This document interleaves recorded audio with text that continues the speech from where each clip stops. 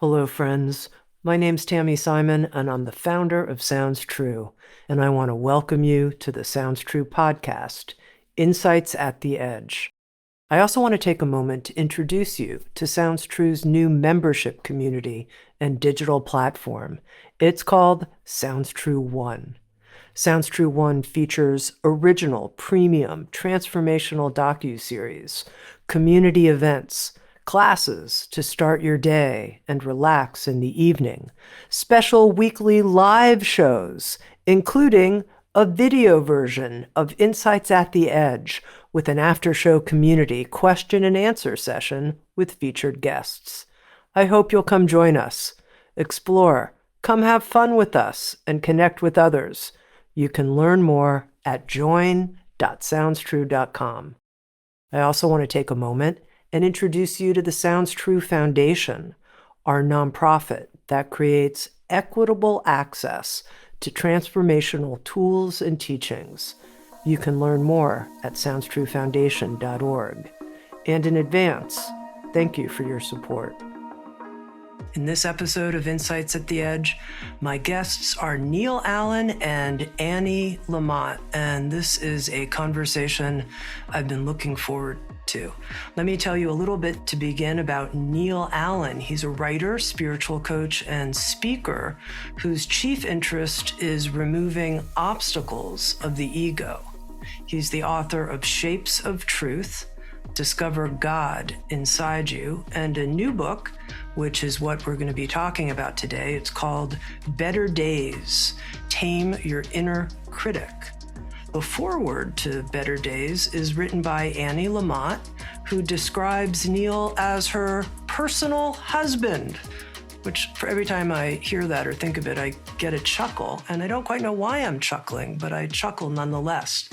Annie, as you probably know, is a New York Times bestselling author of 19 books. I learned that next year, Annie will be turning 70 and will be releasing her 20th book. Her books include 7 novels and many books that are beloved by so many of us, including Bird by Bird, Help, Thanks, Wow, Traveling Mercies, and more. Neal and Annie, thank you for coming here and being part of Sounds True's podcast, Insights at the Edge. Thank you. Thank you, Tami. Yeah, great to be here. Right here at the beginning, I'd love it, you ready for this, if you could introduce each other a little bit more as humans and beloveds for each other. How would you introduce each other in that context to our audience? Share a little bit about how you got together, that kind of thing. I can go. 2 things come to mind right away. One is what you see in Annie in the books is actually what life is like with Annie. Annie provides most days with a kind of running Saturday Night Live sketch comedy routine that changes every day and lightens things up. So we're both, neither of us is a big proponent of depth. We both think that when you get to visit with God, as often as not, it's lighthearted and simple and funny. So that's one thing. The second thing is when we first met, we met for coffee and then we just hung out with each other every day and have hung out with each other every day since then, unless one of us was on the road and the other wasn't. And it just has been a running conversation all the time. Early in the running conversation, and neither of us ever talked about this until much later, we'd be watching TV in the evening, and usually Scandinavian detective shows. And one of us would hit the remote and hit pause and blurt out something we were ashamed of, and then hit start again. And then the show would go on, and then the other one would hit pause and blurt out something they were ashamed of. And we kind of, within a week or two, we ran through all of the most shameful things in our minds, in our heads, in our lives, however you want to look at it. And it just cleared away secrets. And it was it was unintentional, but it was because Annie's willing to be as vulnerable as any human being on earth and knows that that's a path to relationship and a path to the divine. Yeah, we really just got rid of it right away so that I just didn't want to get busted. I didn't want to have secrets. I just wanted to, we really kept it in the soda shop stage for a couple weeks on one hand, and on the other, we just, for the first date on, we're just sort of kind of noodling around. I would disagree that we don't do depth, because we really do depth, but we're also quite playful, and we're big proponents of a kind of radical silliness. Maybe people would call it a stupidity, but we have a lot of running routines. And we met on Match, on this form of Match that's for old people, 7.5 years ago, called Our Time. And we just looked at each other. We just kind of grokked each other, and we were off and running conversationally in about 20 minutes. And we just, I think, both understood that that was the most important thing, that you felt like you could spend the rest of your lives together talking.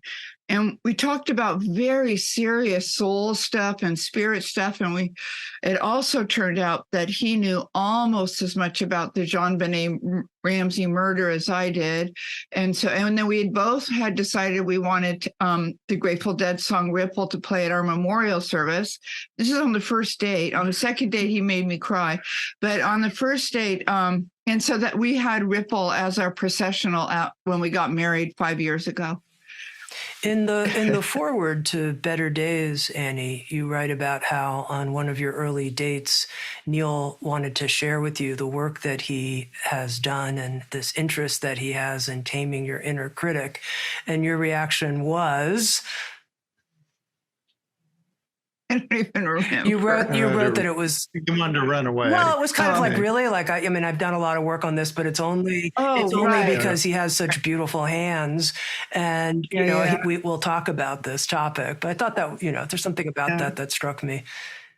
Well, I think on the first date, we talked about his diamond heart work and the shapes of truth work. And I had come in a really sort of disturbed state because of a personal thing that was going on at my house. And I brought it up. He said, how are you? Like, really? And I brought it up, and we did the diamond heart essential forms, over bagels and coffee. And I couldn't believe it, because, and that was what the first book turned out to be about. And then on the second date, he started helping me to recognize the inner critic, this voice that has kept me kind of scared and unsure of myself for almost 70 years now, but at the time about 60, what was it, 62? Something like that. And thank God we were together barely for the 2016 election, but we did the inner critic work on our second date, and the lights went on. And I all of a sudden understood, and I'll let him talk more about what it is, but I went like this. I had one of those aha moments where you feel like you're standing next to a Buddhist gong, because everything fell into place. That this voice criticizing or belittling me wasn't me. It was something I'd taken on as a very young child, encouraged by my family and the culture that helped me stay alive, and become socialized and a grown up. So, yeah. Neal, your work with Taming the Inner Critic, for me, was surprisingly fresh and effective. I was like, what? Yeah. Really? Because, I've been exposed to this in a lot of different forms. So I was a little bit like, is there anything here that's going to be new? I had no idea when I cracked open the book. And it was. It's the effectiveness, I think. The stunning simplicity and effectiveness is what, I really want you to introduce how you help people work with the inner critic, and really give it to us right here so that all of our listeners can get this gift. Most people who I meet in everyday life and in spiritual communities and everywhere have been brought up to kind of resent their inner critic and to believe in some way or another it's part of them. And all I do, it turns out, is a very simple thing, which is I persuade people that it's not just a part of it isn't a part of them, that it's actually a facsimile of a person who actually sits just outside of their true self, and that it's a parasite. And then once it's separated distinctly from the person and the person buys into that, they get to investigate its qualities, and it turns out it's really rather stupid and really rather a bully and idiotic and repetitive and has no business guiding an adult life. It served a beautiful purpose when we were 6 years old and getting socialized in a complex civilization. And at 6 years old, you need an absent parent to have a voice in you for a while because you're making fateful decisions for the first time by yourself. Up to 6, somebody's watching over you, vaguely at least. You're not allowed to cross the street on your own. And at 6, you go to first grade, you're allowed to cross the street on your own. It might be 5 in some households, 7 in another, but somewhere around there, you need to learn how to look both ways. And the voice tells you how to look, reminds you in a scolding voice, by the way, always a scolding voice, to look both ways. And that's wonderful, right? And if you're in a particularly dysfunctional family, it might provide you with some reliability and some reminders, get you to school on time, get you to function in a way that your unreliable parents or parental substitutes aren't able to do. So that's good too. And that's kind of fateful too. And as you learn the ropes, it kind of helps you in confusing situations, get used to the rhythms of strangers in your midst and strange adults asking you to do strange things. And it provides you with some very elementary tools to get past the confusing parts and keep your life going and mature a little bit. By the time you're 17, though, you've, on your own, tested all the strategies that are out there. There aren't that many for how to get along with the world. And you're much more sophisticated than your superego, than your inner critic, than this thing that continues to talk to you as if you're a 6-year-old. And by the way, will continue to talk to you that way until you're 90 years old, because it only knows how to talk to a 6-year-old. And even though you're no longer a 6-year-old, you're convinced in some way that you are. Right? Most cultures have, to support this, it's very helpful for everybody in a complex civilization to believe that they're small, so that their only job is to contribute to the success of other people, and they aren't allowed as a mature human being to make up their own mind about how to spend their time. And it kind of keeps you constricted as that 6-year-old until you're 90 years old, telling you that you're listening to yourself, and without it, you'd be predatory or homicidal if you're from a Freudian background, or you'd have, if you're Catholic, you'd have original sin. If you're from almost any faith, you would have some kind of bad seed that needed to be controlled, and you don't. But to come to the idea that you don't, and that you can actually do this on your own without a nagging fake parent, absent parent around, you've got to see the nagging absent parent for what it is, apparently. At least I did. I lucked into seeing it. It objectified itself one day in a therapist's room on my shoulder, and I started a conversation with it. And I discovered it's a moron, and I can use the word moron because it's not a real person. It's a facsimile of a person who only knows a few things and who keeps repeating them. And I am a much better decision maker than it is, because it's conservative, right? And conservative decisions get you by, right? It can claim a very high success rate, but it never disappears long enough to notice that I can get to that success rate quite fine without it. And without it, I'm not anxious when I'm making my decisions. And so the main process that I talk about, I'm sorry, this takes a while to get to, but the main process I'm talking about— It's worth waiting for. Is literally, it's silly, but you literally pull the voice out of your head, right? you hold your palm in front of you, and if you wait long enough, usually about 30 seconds, a face will appear. It's weird, but a face for most people, not always, but usually a face appears. The face is usually slightly vague. The face is always suspicious or snarky, one or the other, because that's the only attitude that the superego knows. That's the attitude of a grumpy parent warning you of a danger. And so it always has that kind of expression. And then I developed over time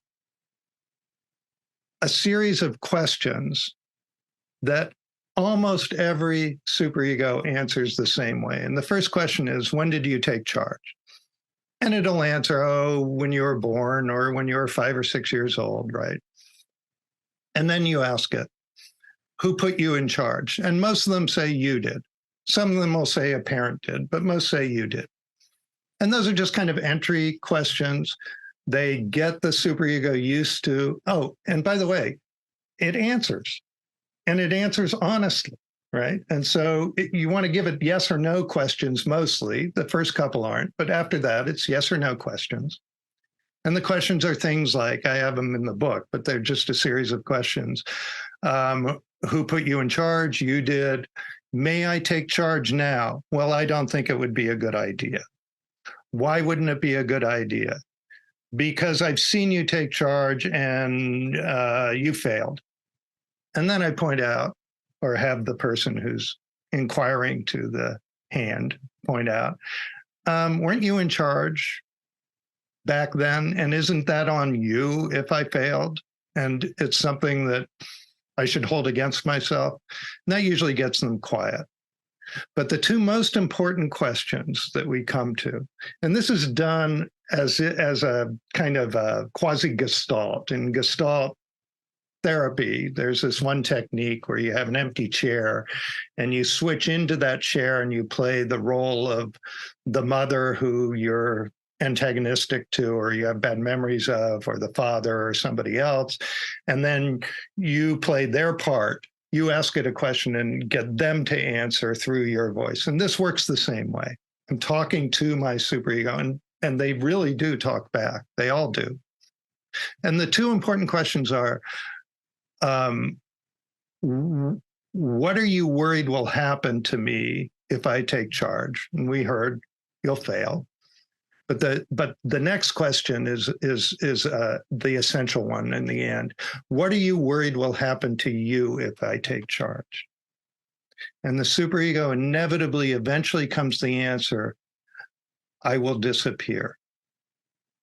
And it turns out the main reason the superego has continued to take charge well past the time that it should have retired is that it has a weird, tiny little, almost human survival instinct. It does not want to go out of business. It does not want to go out of existence, at which point I instruct my client to say to it and mean it, I will not annihilate you. And that relieves it a little bit. And then I ask it, or the client asks it, isn't it tiring running the show all the time? And usually the superego answers, the inner critic answers, the face and the palm answers, yeah, it is tiring. It's actually exhausting. And then I have the person ask the superego, how would you like to go into semi-retirement as my occasional ethical advisor? And it turns out superegos are like narcissists. They love flattery. And that sounds like a really good title. It's got a nice bureaucratic ring to it. And they almost all immediately accept the position of occasional ethical advisor, right? And that's the start. So you've identified it as something that isn't deep inside you, that's an inextricable part of you, like your instincts are, but is actually a slightly externalized character who usually sits near the surface of the cranium. Some people feel it more in the body or in the pit of the stomach, but usually most people, it's right around here behind the eyes. And it's not subconscious, it's just slightly subvocal. So it's whispering to you and pretending to be you and pretending to be necessary. And when you pull it out and start noticing that, everything starts up.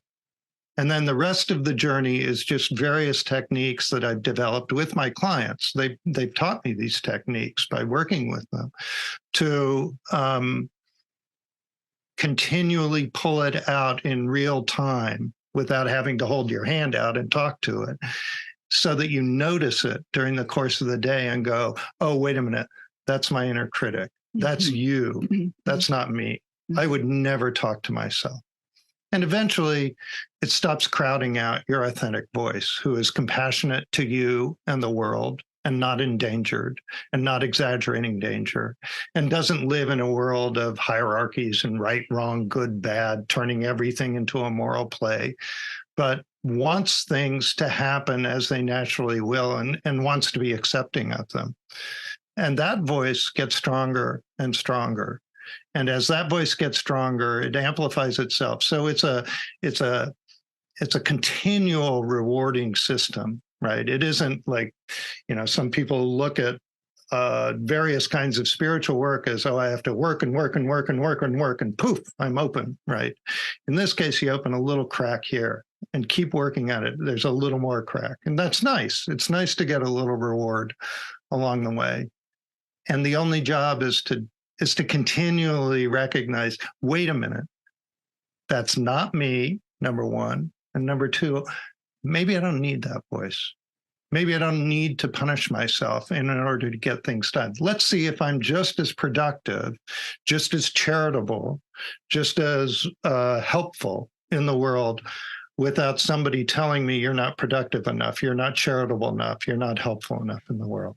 Now, let me ask you both a question. What did it appear like in your hand? Like, Annie, I'm curious, when you did this, what did you see? What does this super ego character for you look and sound like? Well, it happened very quickly for me. I'm not going to name names, but there was a older man in publishing who had not published me, in fact, but who was involved in the house at which I'm published. And he was just an awful person, just kind of had a harem of women beneath him, and had just raging ego, and the value that the East Coast white male intelligentsia were the writers of most value. And his being had an effect on me, my professional life, because he kind of oversaw the imprint where I was. And so I saw it as him. It just came, and he was like mid 70s and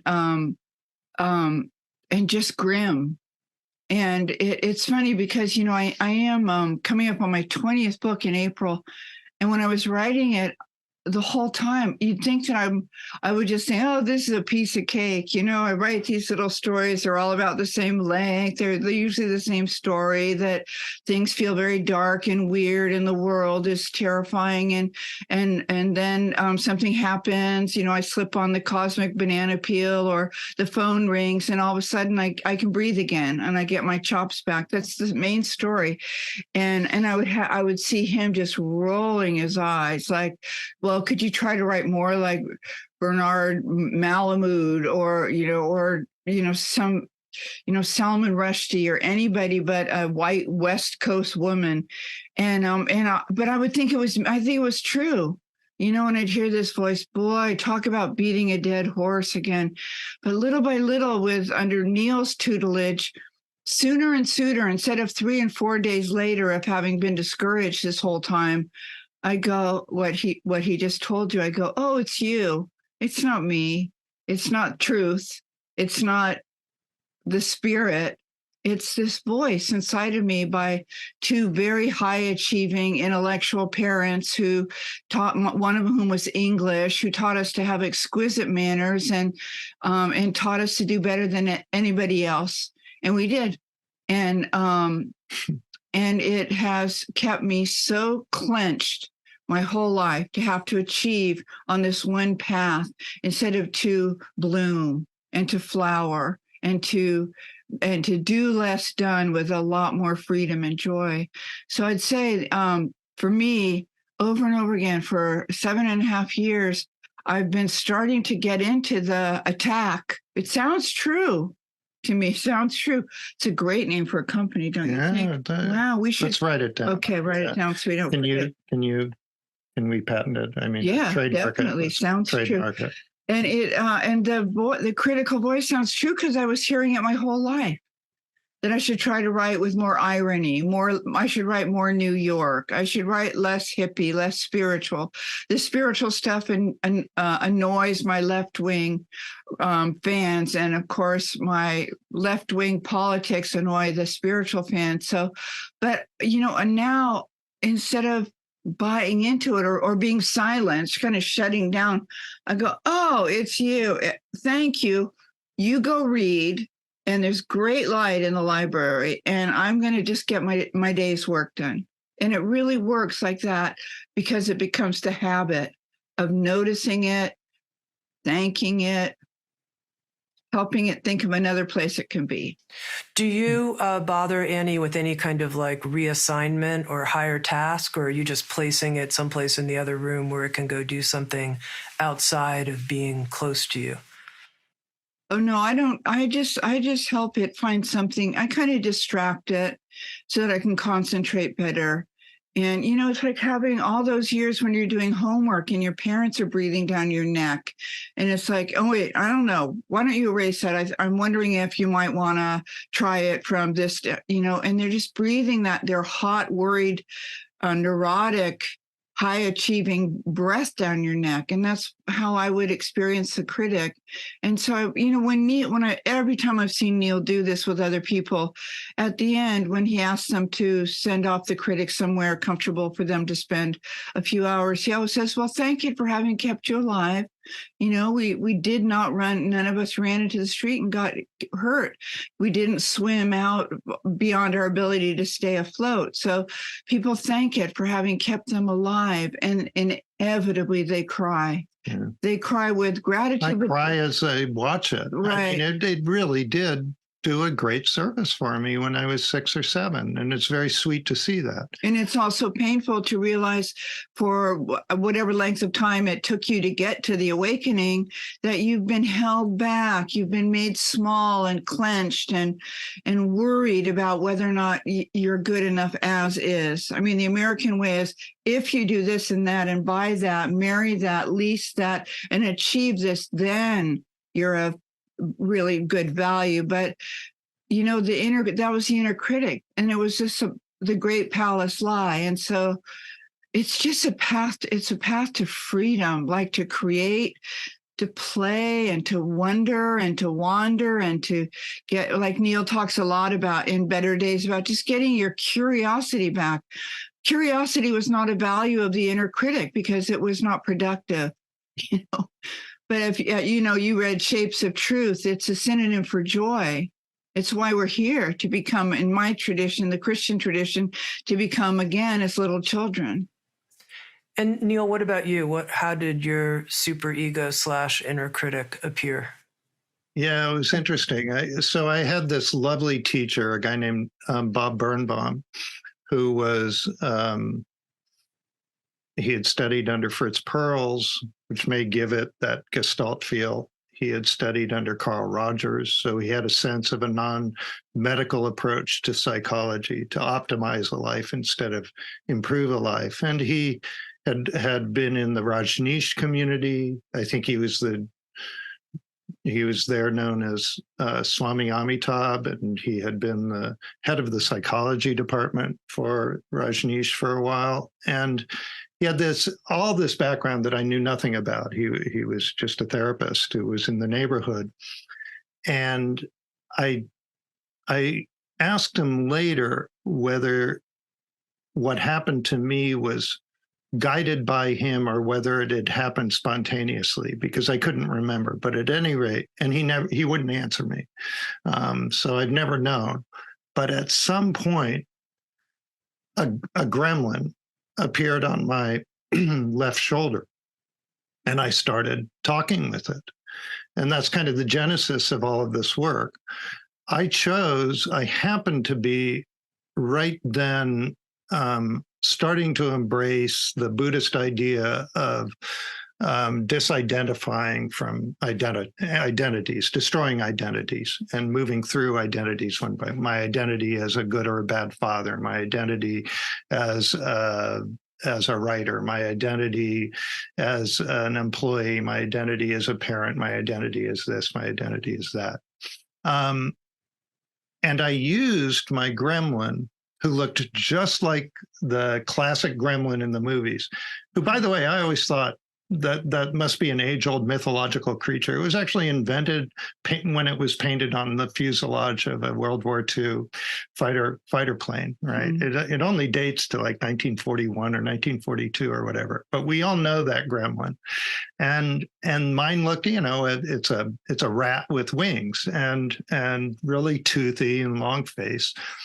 And it sat here. I didn't know yet to bring it out, and that the face, I could face it, but I would talk to it and it would talk back.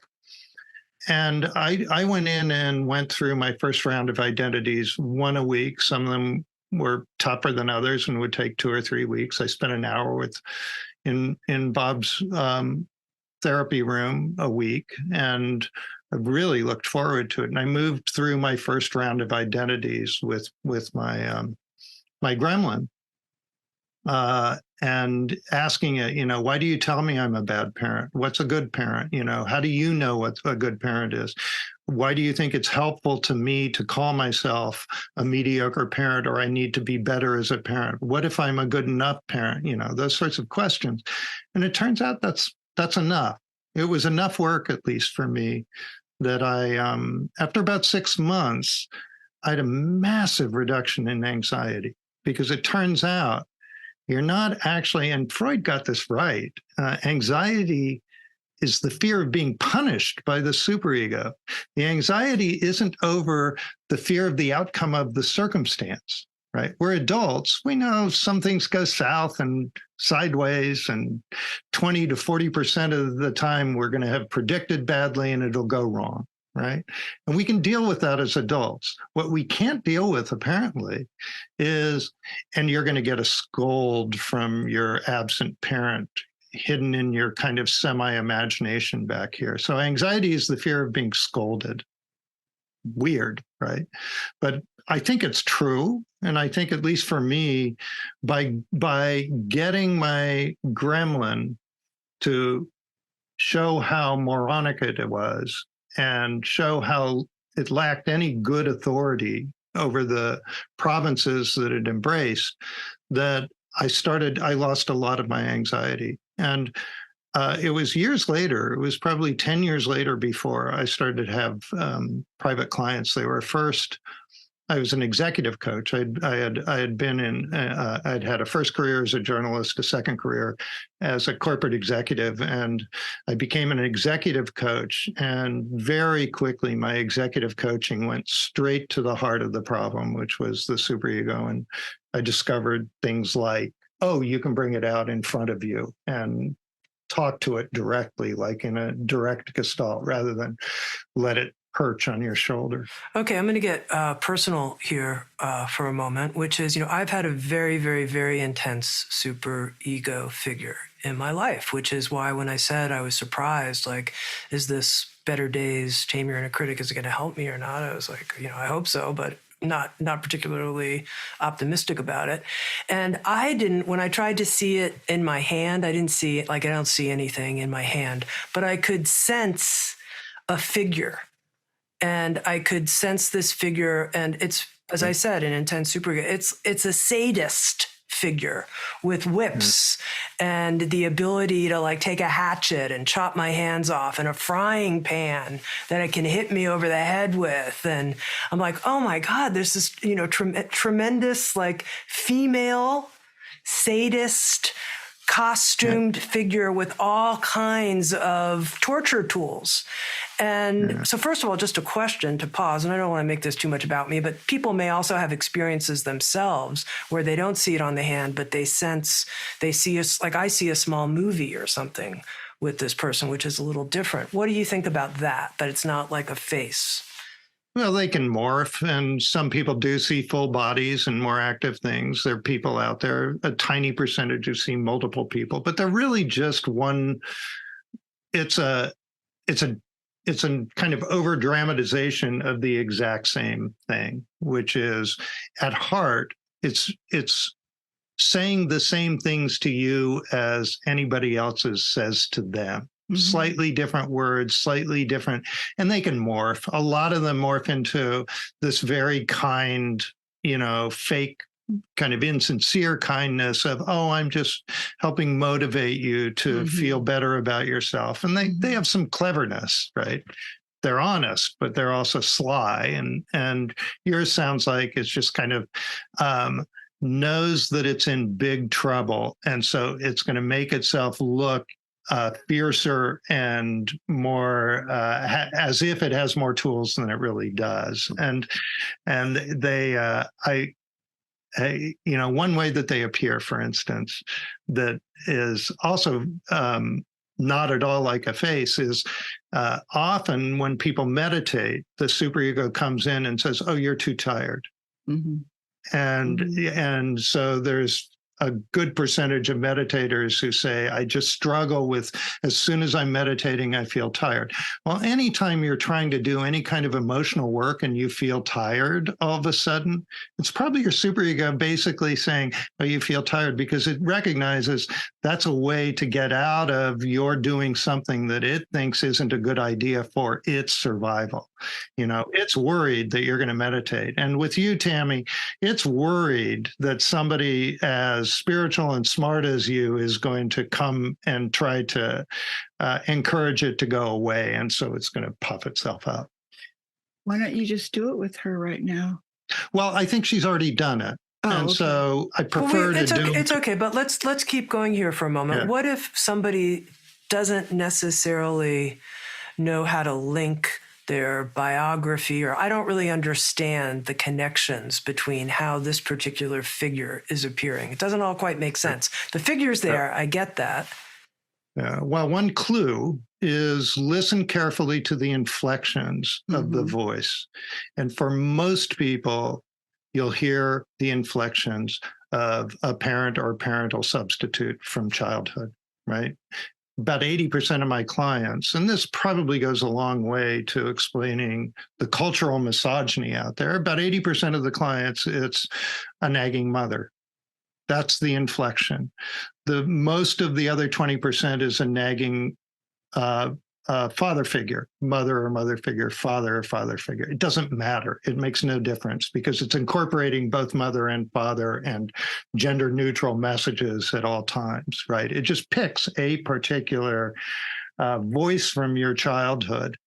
And and that'll start you into the recognition that, oh, my mother nagged me by telling me that I was too big for my britches. And actually, I noticed that the stories that I keep telling myself are, I'm too big. They're kind of like, I'm too big for my britches. And so like any work that crosses over into psychological work, it will take you back to these hoary childhood keys to the kingdom moral tales. We call them traumas and triggers nowadays, but they're really just little tiny moral tales that the superego pulls up to control you and curates, right? So we think that our memories are accurate reflections of our past when they're really just a series of little fairy tales that have a beginning, middle, end, and you remember that portion of the event that has a moral at the end that can protect you in the future if you don't, very common ones that I go to, that I hear from my clients when I are the second or third grade story of going to the party and wearing the wrong dress and being humiliated for wearing the wrong dress, right? And so people have this, they'll be 70 years old and talking about the party where they do that because the superego keeps reminding them of that story, right? On that same day, presumably there were a ton of events that weren't humiliating, right? But that one was selected out. And so when you do this kind of work, it takes you back into, oh, who told me that lesson that exaggerates that danger, that I won't be accepted by my tribe, by the world, because I'll wear the wrong, and I've had to worry about fashion ever since. Now, one thing that was very interesting to me, Annie, when you said I'm going to have my super ego go into the other room and read a book or something, what I noticed in exploring this, reading Better Days, was that when I put my super ego someplace out of my personal space, someplace else, different, like, out on the ocean on a raft or something. I'm by the water here, so not that far away, but just away. Go out on the raft and, float around for a bit. That's what, that there was something geographic. I don't know how else to explain it, but something about like personal space, being free of this being living in it with me. That was very powerful. I wonder if you both have anything to say about that. It's very cool. I hear that a lot. I don't write about that experience because it doesn't happen to me, right? So I just put mine back in my head and leave it at that, and it still decreases. But I've heard that a lot, and I'm all in favor of it. Well, with me, we have an intern at my tiny failing church, African American woman of 40, and she's been waiting for a liver. And she's been dying for a couple of years, waiting for a liver. And I was talking to her in the hospital. It turned out to be 2 days before she got one, and she's doing really beautifully. But I said, do you feel death nearby? Because she talks about dying. And she said, I feel something sniffing around me. And she said, but the truth of Christ inside of me just keeps fending it off. And I pictured a modem, and it wasn't like Jesus with a, paintball gun. It was like a modem of spiritual energy that just was kind of aware and keeping it at bay. And I have that. And when I heard that, I realized that's a lot of the way I experience my inner critic, because I feel it sniffing around. It's been my whole life, is that I didn't look right. I didn't quite do what I might have done. I was a tennis champion until I was 16, and then I dropped out, and I dropped that, and I could have, and I didn't. And also, all the bad thoughts, how Gabriel Garcia Marquez says there's your public self, your private self, and your secret self. Well, my inner critic can really find a crack in my turtle shell with my secret self stuff, my bad thoughts, my judgment, or my raging narcissism and all of that. But so I've just been picturing the voice that can talk to the inner critic as being what my Shitoka, our intern, said, that there's this kind of truth inside of us. For me, it's the truth of Christ, but it's the truth of the sacred world, of the divine one, that there's only this love energy. It surrounds us, but this voice, it's like so sneaky. It's so good at what it does, is that it gets in. It goes, well, wait a second. And there's a Christian saying from the deep South that the voice of the devil is sweet to hear. And the devil doesn't say, oh, you're a piece of, what. The devil says, I really want you to start writing. I really want you to start meditating. But right now, it's just not a good time. There's too much going on. Let's revisit it at the beginning of the year. It's that voice that keeps you from stepping into this shape that you found finally, after these lifelong loving friendships and a partner and all the work you've done.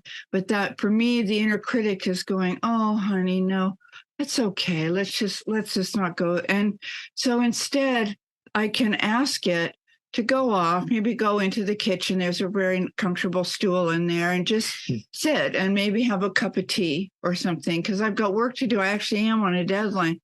Or I can just picture the modem just bending it off and creating a space around me that it can't get into. There's one thing I do want to mention that you don't want to do with it. And you probably will want to try this a couple of times. I'm just saying, in the long run, you don't want to do that. And that's yell it down, or argue with it, or debate with it, or try to reason with it, or try to get rid of it, right? with your anger or with your strength or with your power or whatever you want to call it. Because if you address it in a hierarchical way, as if you're in conflict with it, you're amplifying its voice, because it's there all by itself, happily grinning anytime you're in conflict.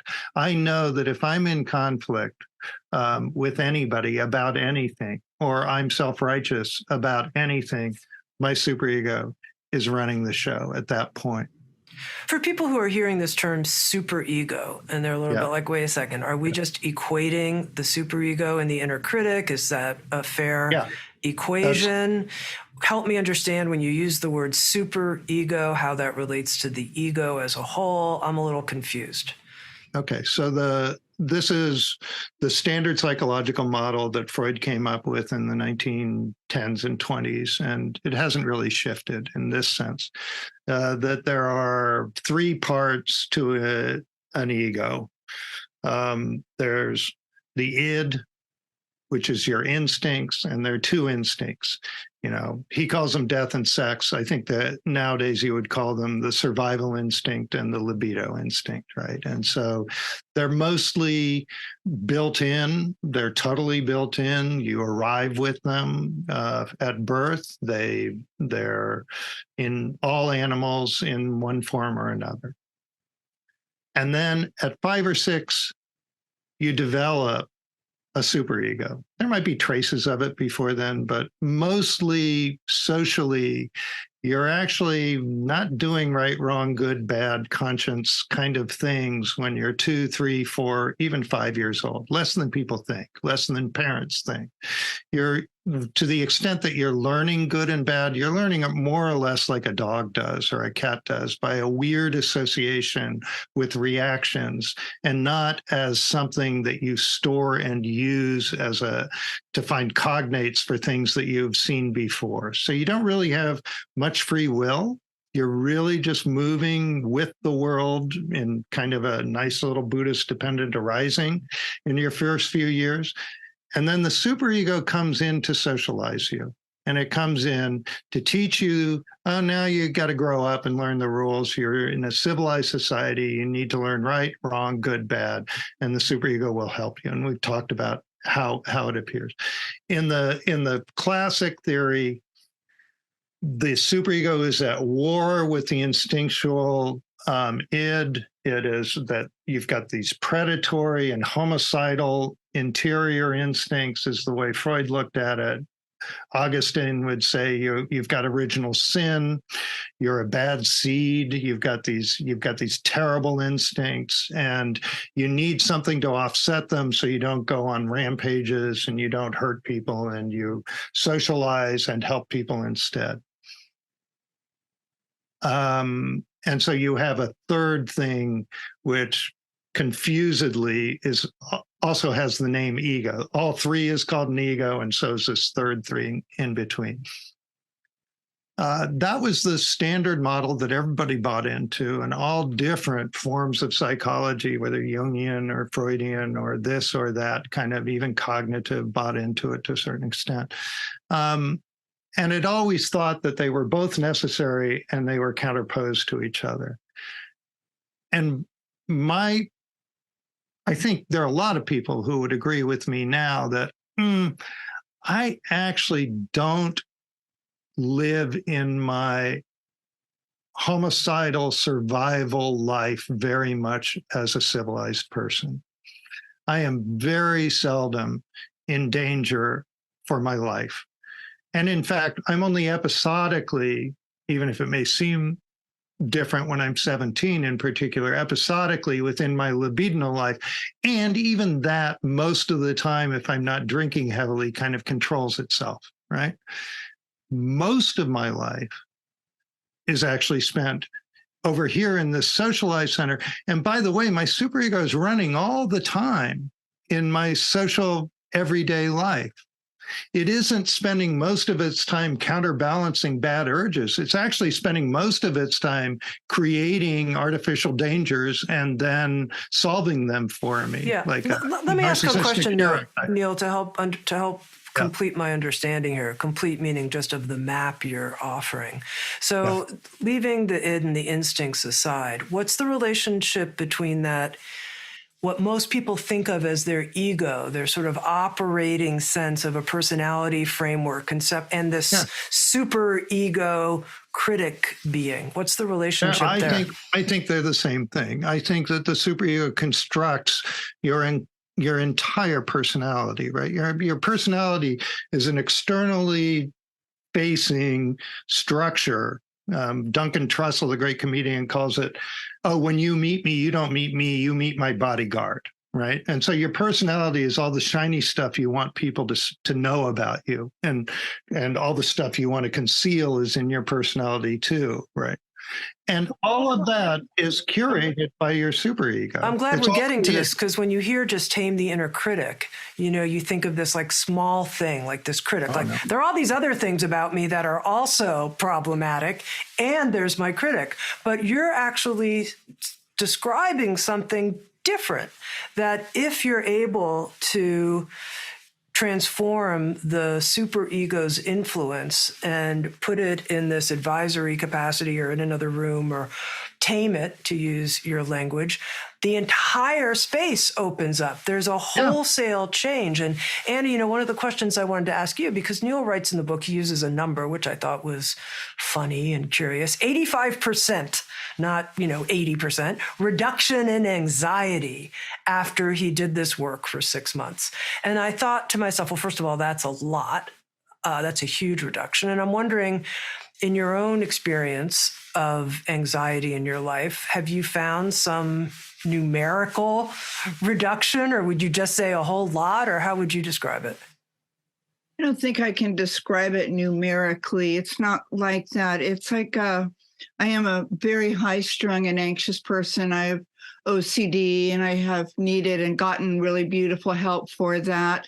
But what I notice is that during the day, the thing will raise its head.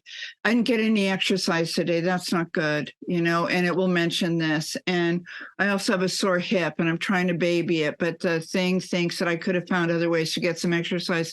And instead of feeling that kind of panicky feeling about it, or that anxious feeling of, oh my God, I try to get exercise every day, I think, oh, it's you, and there's a higher being inside me, in my heart cave, as Ram Dass would put it.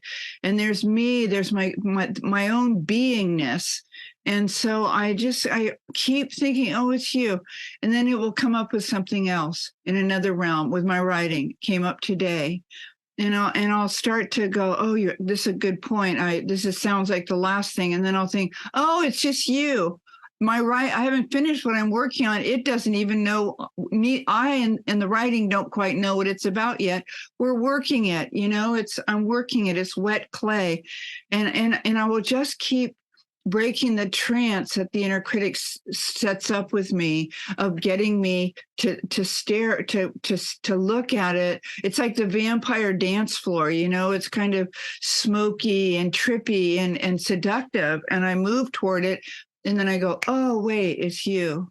And I don't want to go out on the vampire dance floor. I want to sit on the couch with the new New Yorker and the dogs, And so it's not numerical, and it's not, for me, I don't think I could calculate it, but all I can say is it's a number of times a day I'm able to avoid holding my neck out for it to feed on. All right. Neal, you write in the book, there are 3 ways of looking at the point of this work. It's a path to less anxiety. It's a path to more freedom. It's a path to enlightenment. And then you continue, I'd say it's a pretty good path to enlightenment, an excellent path to more freedom, and a pretty sure path to less anxiety. So when you started, getting to it's a path to enlightenment, I was like, okay, I'm going to have to ask Neal about that. When I did my first round of talking to my gremlin, and I told you that I got a little more freedom and a little more freedom, I actually had, in those days, I had, what do you call visualizations? Like Joan of Arc. what are those called? Visions, right? I had visions in those days. I don't anymore, but I had special effects. And I'd never had special effects, right? Except on acid, as a kid. But here all of a sudden, I'm talking to the gremlin. That's a special effect, right? And after a few months, I had literal velvet curtains in front of me as my superego, I felt, was shifting to the right and my periphery from the center. The center opened velvet curtains and beaming, shining light came in, right?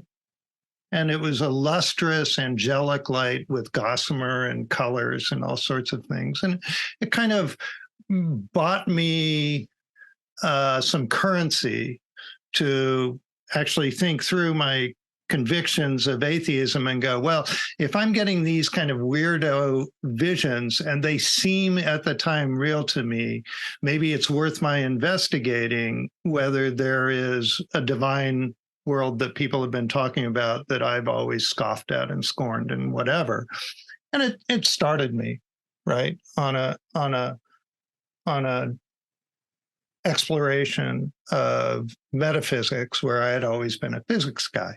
And so I started to do all sorts of different traditions. I found that almost all of the effective work that I had in coming to a satisfaction with life was destructive.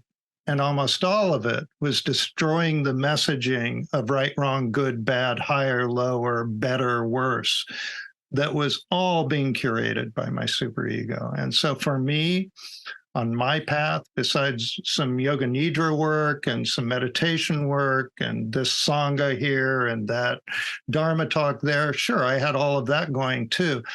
The central work always was getting the superego out of the way. And I think I'm with, my epigraph for the book is from Chogyam Trungpa Rinpoche, great Buddhist master. And he basically says that the work is destructive. It's getting the obstacles of the ego out of the way. And to me, when the ego obstacles are out of the way, when this chatter is out of the way, and I'm able to not project myself into a near future to protect myself from or improve what's already here. When I'm there, when I'm sitting there, I don't care what form the divine takes. I don't care whether it's a Hindu form or a Buddhist form or a Jesus form or a Muslim form or a Sufi form or this form or I don't know what it is form. I could care less. I don't know what to call it. All I know is it's cool. And it doesn't prevent me from being productive in the world. It doesn't prevent me from my chores. It doesn't prevent me from caring about people. It doesn't, it's a lovely thing that in these ancient traditions, determinism doesn't turn into fatalism, right? Determinism actually enlivens the activities of life because it increases the fascination and the appreciation of things that are suffering, as well as things that are, blissful. But you don't learn much from bliss. You learn a lot from suffering. You describe in Better Days that there's this natural arising of presence. You use the word presence when the superego is not active running the show. And Annie, you used a phrase in this conversation, something like a Christ self or a Christ presence. So you didn't use quite that word, but you used the word Christ. And I was curious to hear more what that's like for you. And what does that feel like? How would you describe it? Mm-hmm. Oh boy, I could write a book about that, but I think you have. I think I described it as the truth of Christ, but it is the truth of who we really are beyond all the identities and the layers and the persona. I love what Duncan Trussell says, that when you meet me, you're meeting my bodyguard. It's the truth of the divine is the truth of my part in the divine and my my reality, my Annie-ness. And that's the presence is to sort of, I call it the sacrament of ploppage, where I unclench, I stop trying to impress you, I stop all of it, and I just plop and I breathe and I experience the gratitude and joy of being here. It's like Warren Zevon's famous line when he was dying in his last appearance on the David Letterman show. He said that dying had taught him to enjoy every sandwich, and I think that's probably what enlightenment, how it has come to me. But it's the presence, it's a warmth, it's a warm, quiet light of truth and radiance, and it's just love energy. And because I'm on the path of being a Jesus lover, I experience it as the risen Christ, as the gentle, forgiving, compassionate, sweet eyes of my older brother Jesus. Okay, just two final questions here. You said, I could write a book on that, and it made me think, I wonder what Annie's 20th book is going to be about anyway. It's about love. It's called Somehow. And I wanted to write a book for my son and grandson because I think the future is going to be pretty dicey for them. I think it's going to be pretty harsh and scary. We were in Egypt a couple months ago and it was 113 a couple days, and that's going to be the good old days in 5 years. And so I wanted to write a book for them about every single thing that has always worked and that will almost certainly work again for them, no matter the circumstances. And it's all varieties of love. It's the love of community. It's the love of the old time, lifelong best friends. It's the love for me with my Sunday school kids and church. It's the love of nature, God, the great outdoors, and so it's like 12 essays on that are all somehow about love. And then, Neal, a final question for you, which is... and Neal adds, and the love of Neal. Yeah. Which is the love of Neal and Neal's love of Annie, which is where we started and we'll end our conversation on that note. You have a section of Better Days where you write about just saying yes and how something about this taming of the inner critic led you to this experiment of saying yes. And believe it or not, I decided to start trying this even before. This has been a recent experiment of mine in my marriage. It's been working fabulously. And I mentioned this to a couple other people. They're like, why don't you just say yes to me too? These are people I work with. And I was like, no, I'm reserving this. I'm not. But I'd just be curious to hear how you came to that as an experiment. Yeah, I had two different periods with it. The first period, I'm not sure I talk about this. Maybe I do in the book, but the first period was, I know I was working as a newspaperman, and I know that I was worried that I wasn't interviewing people well, and that I needed to hone my interviewing of people. And somebody said to me, oh yeah, I remember this. Somebody said to me, well, what you're saying is you're worried that you disagree with the people because all you ever have to do in life, if you're not disagreeing with people, is ask them questions. And so one form of saying yes is to never mention your own belief or mention your own judgments, is just to ask people questions. And it kind of fits in with where I think I've landed later in life, which is I like being fascinated by the world, and maybe love is mostly fascination with the other, if not totally fascination with the other. And maybe my disappearing is my way of moving into the world. Later in life, I was in a corporate setting and I had a very dysfunctional group, and they were passive aggressive to each other. I had a group of 14 people who reported up to me, and They were a disaster zone when I walked in on them, as they were all female. I was male. So I was kind of a plantation owner also at the same time that I was supposed to kind of herd these cats. And I was told I could fire them all when I explained the situation to my boss, and I'd inherited this disaster zone.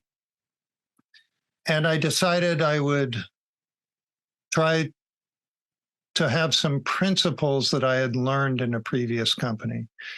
And this is a company that became Wyndham Hotels.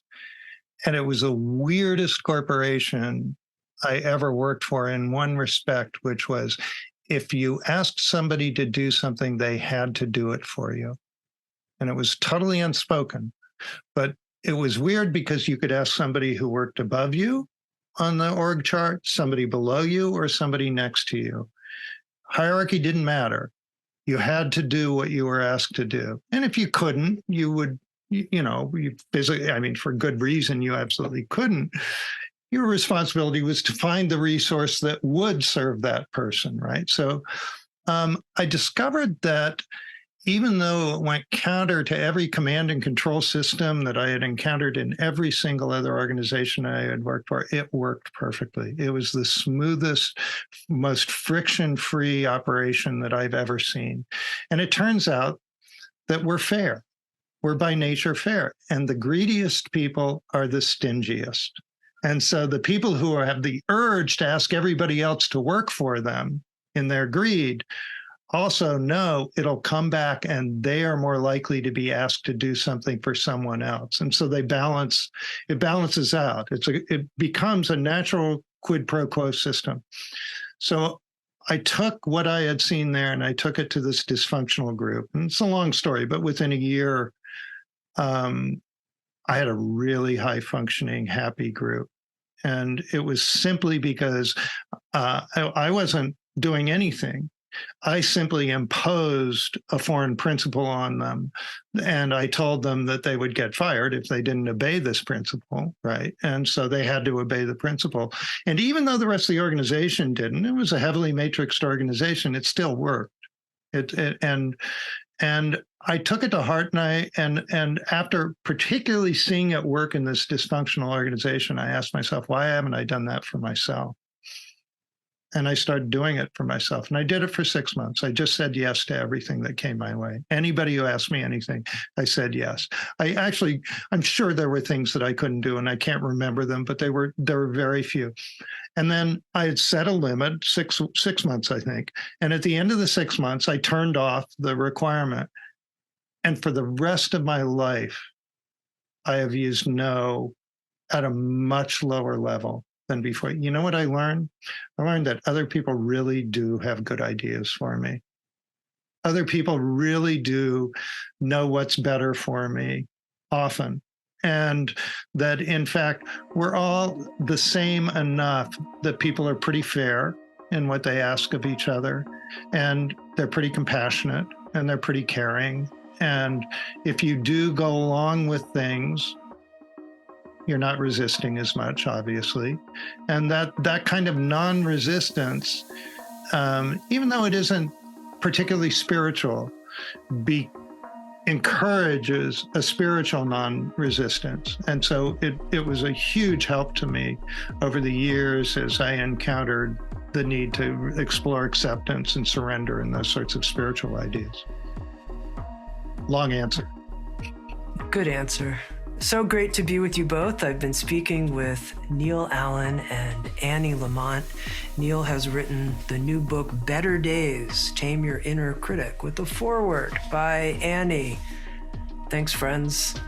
And if you'd like to watch Insights at the Edge on video and participate in the after-show Q&A session with our guests, come join us on Sounds True 1, a new membership community featuring award-winning original shows, live classes, community learning, guided meditations, and more with the leading wisdom teachers of our time. Use promo code PODCAST to get your first month free. You can learn more at join.soundstrue.com. Sounds True, waking up the world.